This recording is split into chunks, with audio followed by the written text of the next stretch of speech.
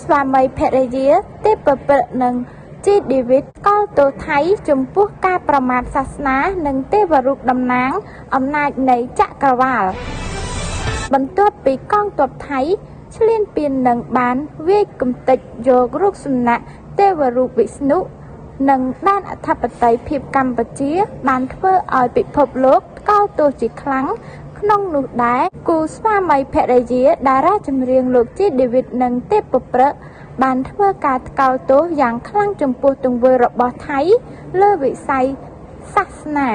តារាចម្រៀងរ៉េបជីឌីវីតនិងទេពព្រឹកបានរៀបរាប់ថាក្នុងនាមខ្ញុំនិងភរិយាជាអ្នកបានដល់នៅការគោរពប្រតិបត្តិសាសនាបុព្វបុរសព្រមទាំងការគោរពអនរំទោនប្រកាន់ភ្ជាប់នៅគោរពលទ្ធិទេវរាជនិងត្រីមន្ទិល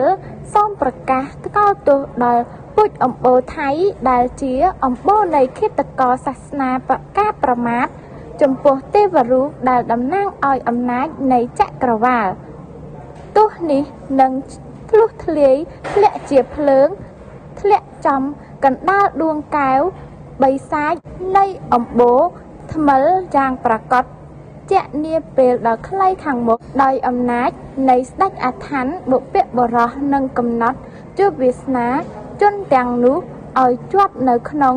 វាលដែលដុតរង្គាលដោយភ្លើងសូមឲ្យសំឡេងឧទ្ទិសឋាននៃសាវកទូទាំងទ្វីបដែលបានដង្ហើយសូមដល់ទ្រង់សូមឲ្យមានអនុភាពគំតិចពូជសាសន៍ដែលបានគំតិចនៅរូបសម្លាក់ដែលបានប្រតិឋានទុកជាទីគោរពប្រតិបត្តិដល់ខ្ពង់ខ្ពស់បំផុតមិនត្រឹមតែគូស្វាមីភរិយាលោកជីឌីវីតនិងលោកទេពព្រឹកប៉ុណ្ណោះទេដែលចេញមុខកោលទោសចំពោះទង្វើអាក្រក់របស់ថៃដើម្បីតែមហាជនទាំងក្នុងនិងក្រៅប្រទេសបានសម្ដែងនៅការសោកស្ដាយនិងទោសការវាយកំទេចរូបចម្លាក់ទេវរូបវិស្ណុក្នុងទឹកដីប្រទេសកម្ពុជាផងដែរគូបញ្ជាក់ផងដែរថាបន្ទាប់ពីកងទ័ពថៃបានឈ្លានពាននិង